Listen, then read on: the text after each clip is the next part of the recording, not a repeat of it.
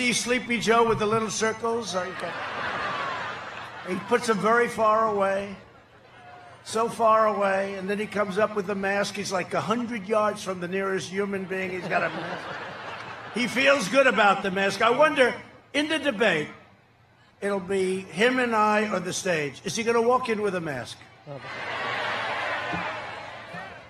I'll be honest. He feels good about the mask, and that's okay. You know what? Whatever makes you feel good, he feels good. He feels good.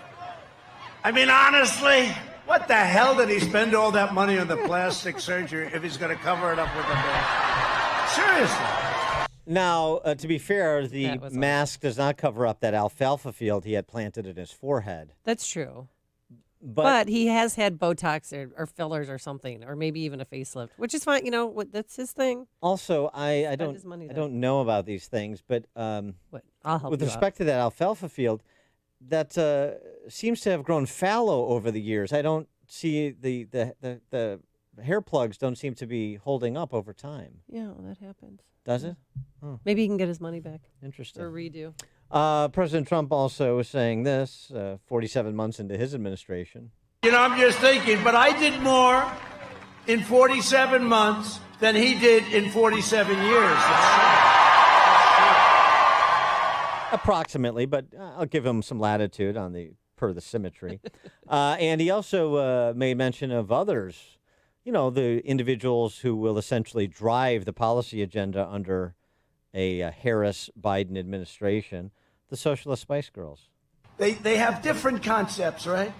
They have the Green New Deal, where there will be no energy almost of any kind. No, it's crazy. Thought of by AOC plus 3. You know AOC? Not bad, AOC plus 3. Not bad. Not a good student, not good at anything, but she's got a good line of crap, I'll tell you that. She's good looking. He's got a hell of a line.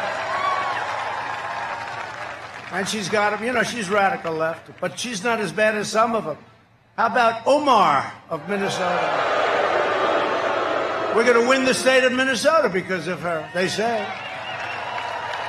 She's telling us how to run our country. How did you do where you came from? How is your country doing? They're going to tell, she's going to tell us, she's telling us how to run our country.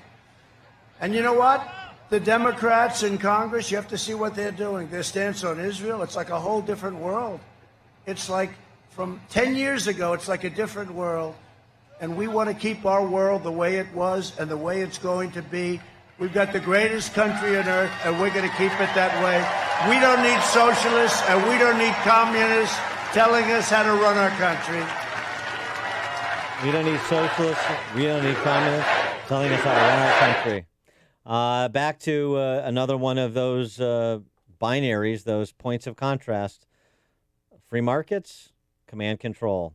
For more on that topic, we're pleased to be joined again by Steve Moore, economist, Wall Street Journal columnist, author of Trumponomics. Steve, you have to be happy to hear the president put that front and center again, in addition to all of the other binaries, law and order versus anarchy, and lockdowns versus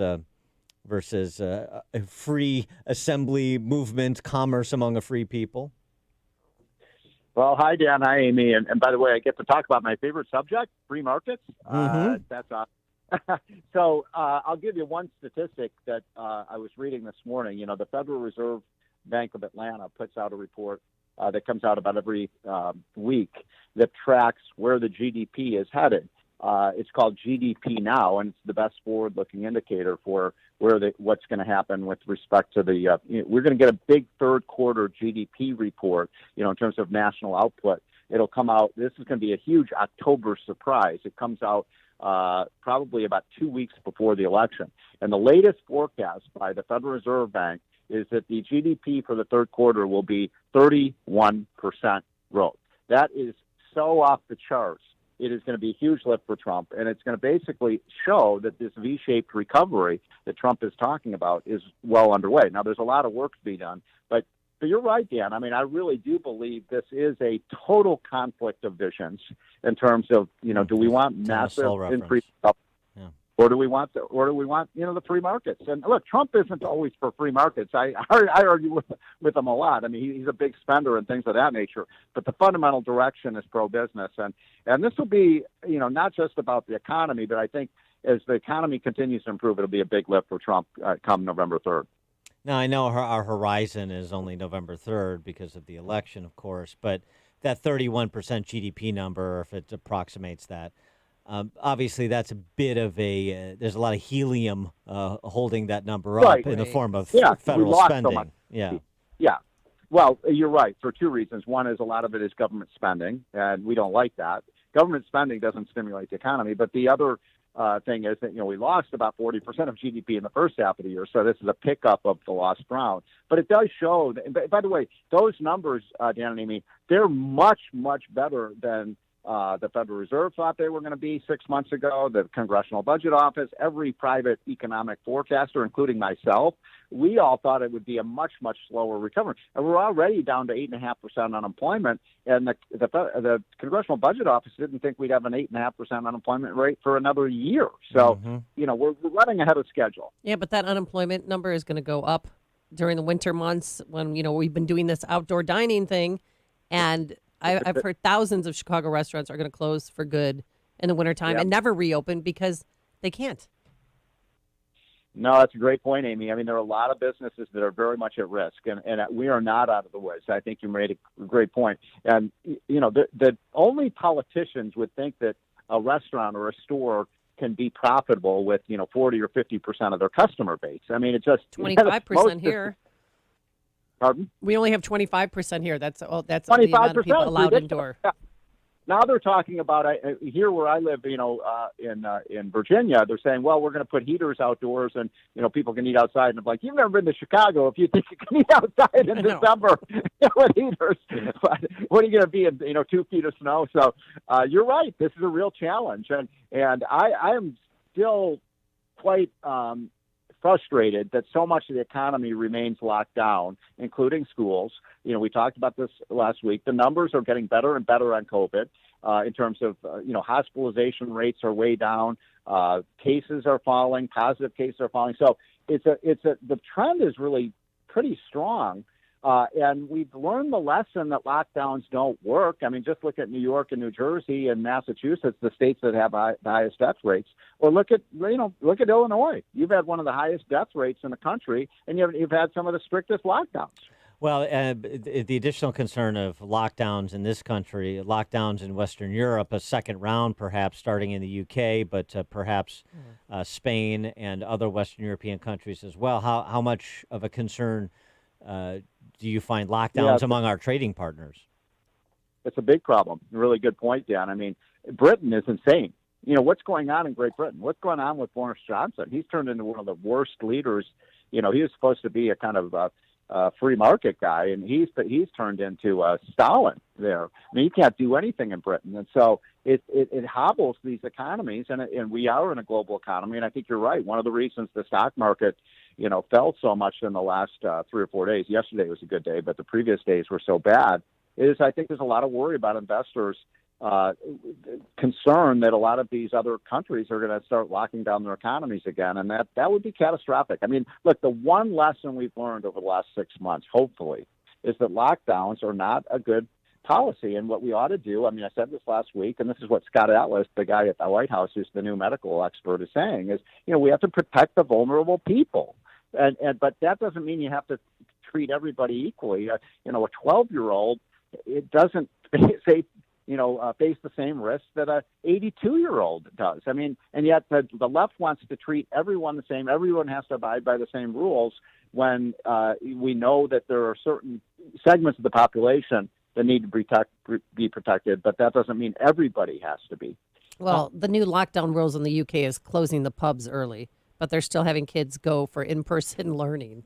It's getting a little bit more draconian than that. He also said you should work from home, and after telling people to go back. He's you're right, Steve. Boris Johnson is moving in the direction of becoming like the Gretchen Whitmer of Western Europe. Exactly. That's no. And by the way, have you guys been following what's happening in Australia? I mean, Australia, Yes. which we think is Yeah. kind of a free country. I mean, my God, they have curfews. You can't be out after 10 o'clock. And it's not because of rioting. It's because they think that somehow that's going to stop the spread of the virus. They've got stay-at-home orders. I mean, for people who believe in big government and government control of your lives, the pandemic has been the best thing that ever happened. And what worries me, I wonder if this worries you guys, is that we've allowed the government to encroach in so many areas of our life. And think about this, folks. I mean, Joe Biden buys into the craziness of the climate change, folks. And if they can do this to save a few 100,000 lives, I mean, what kind of restrictions are they going to put on our personal freedom if they want to save the planet from, the planetary destruction? I mean, that's the way these people believe. I mean, we're not going to be able to, even heat our food or our homes because they have to save the planet.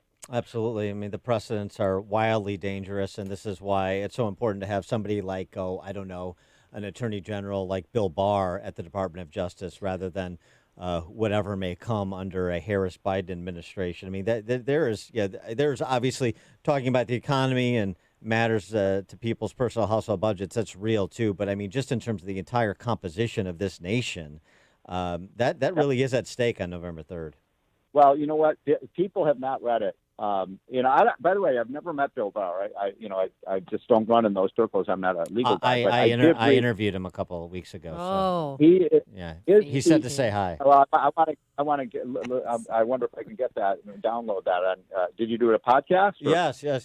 I'll send it to you All to right. make sure you listen to it. Yeah. Because people should either listen to the podcast or just go back and read his speech. I was like, this is the most pro-America, pro-freedom speech I've seen by anybody in a long, long time. And he's right. We are undermining the very safeguards of our Constitution when it comes to First Amendment rights, freedom of religion, freedom of assembly, freedom of speech, search and seizures, all of these things. I mean, you've got these leftists who are talking about they want to do not only testing, they want to be tracing. They want to trace, Dan, where you go. They're going to use your telephone to know where Dan Proft is at any moment because he might spread the virus, and so we need to know everything about him. And this is dangerous Orwellian stuff. And I'm not one that usually is, thinking. I'm not a person who thinks, that I'm not paranoid. That's what I'm saying. But I'm getting a little bit paranoid when I see these extraordinary actions that are taken by government at a time when we need more freedom and more free enterprise and more restaurants open. yes. And Stephen Moore, I don't know if you do track Dan Proft, you'd probably find him on the golf course. Guy shot a hole-in-one yesterday. Who did? Dan Proft. Do we have it on tape? I mean, do we just have to take his word for it? No, not mine. I played with 3 other guys, so I've got corroboration. I have witnesses. Vouch for it. Yeah, they vouch for me. I've got something not quite as good, but I played Congressional on Sunday. That's where they played the U.S. Open. And I played 18 holes. The first 17 holes, I was all over the golf course, and it was like 20 over par. And then we come to the 18th, which is a 170-yard par 3 over water. I take out my 5-iron. I hit the only good shot I hit all day. It just bounced right over the water and about 12 feet from the pin. And guess what happened? You made the bird. I sank the putt. It made my whole week. So I didn't get a home run, but I keeps you coming back. Excuse me, just I think he tin cupped it. Yeah. Point of order here. You have access to Congressional, and you haven't invited me to play. I'm a little hurt. I'd rather actually play with Amy. Amy, are you a golfer? Excuse me. I shot a hole-in-one on June of 1994 with rental clubs. That was miniature golf, right? No, hey, no. Right I've got a trophy. Right Watch through the windmill. on Twitter. You can see my picture, Lisa, because Dan lost his ball yesterday. The hole after he shot a hole-in-one. I didn't know, Steve. You have to protect the ball. How far was that hole, Dan? How far was it? It was 143 yards. And he used a 9-iron. What'd you use? 9-iron. No way. Little 9. Mine was 126, and I used I a started 5-iron. a 9-iron, 143 yards. No, I hit about 155 yards. That's why it was a little 9-iron. Way to be.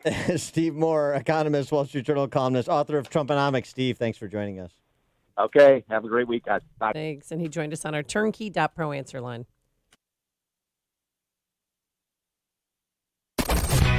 This is Chicago's Morning Answer. Your show keeps me alive during the week. There's nobody I'd rather listen to between 5 and 9 in the morning than you guys. On AM 560, The Answer. A storm is on the horizon, and you need to keep the lights on no matter what. Your business relies on the power being on 24/7. It's the lifeblood of your data and computer systems. Weather-related outages from the power company are not acceptable. Your need for a source of power that's reliable 24/7, along with round-the-clock service that can dispatch technicians to your site immediately, is mission critical. Your business needs Charles Equipment Energy Systems on speed dial. These are the big boys, not residential or solar, but reliable industrial generators for emergency backup or events. When you need more than a 100-foot extension cord plugged into a small engine generator, call Charles Equipment Energy Systems. They keep the lights on with rental generators for job sites or power outages. The storm season is here. Plan ahead. Call now to prepare generators for sudden damage and potential power outages. Call 630-834-6000. That's 630-834-6000 or charlesequipment.com. charlesequipment.com.